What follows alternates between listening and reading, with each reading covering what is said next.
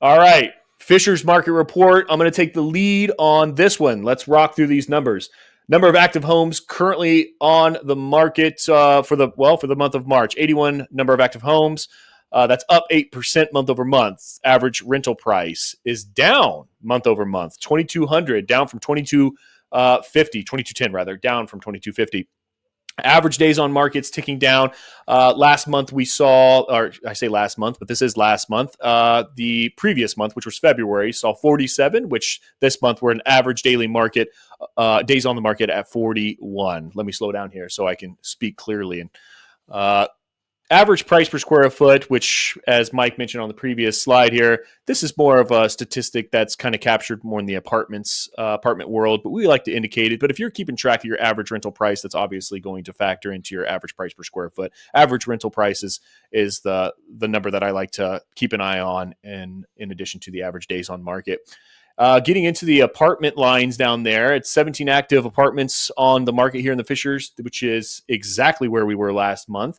The average rents for those apartments is starting to tick up, which again, I'm a little bit surprised. I know there's some competition coming, and apartments are popping up, just like single family homes Mhm. are popping up. So, but those rents are continuing to tick up, just about $22 month over month.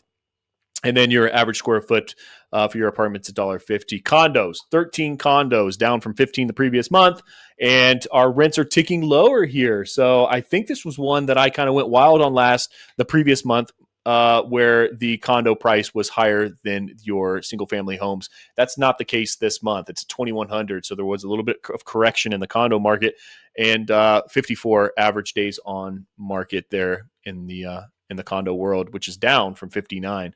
You're going to get your graphics there at the bottom, which kind of keep you in tune with the long term. And all of those sweet little graphics are included, and these are posted to all of our social media channels, where it's a collective graphic report, which has all of your markets all nice and neat in one little graphic for you to consume. Mike, anything you want to speak on in the Fishers market?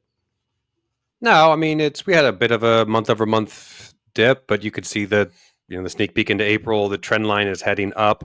So I mean, this is kind of a continuation of Indianapolis. I think this is all relatively good news here for Fishers. All right, let's get into the sales data here for Fishers.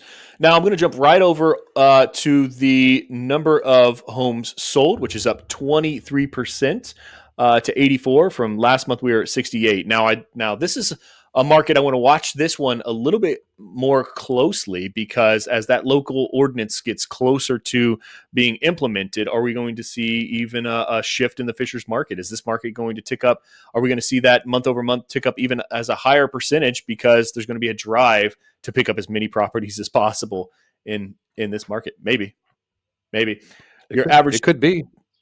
yeah, average days on market's at 45, which is exactly where we were the previous month. And that's still a healthy number. If you're with the right property management company, or you know how to personally market your property effectively, you're going to be looking at a considerable lower days on market. Average price at 186 per square foot, which is just down month over month. 362, 547 is your average sales price. And again, these numbers are in your investor point of view, which is anything is sold from $0 to $500,000, as we see that as exactly the point of view from an investor standpoint. So that's where these figures are generated. Anything on the sales side, Mike? Um, no. Days on the market's pretty reasonable, 45.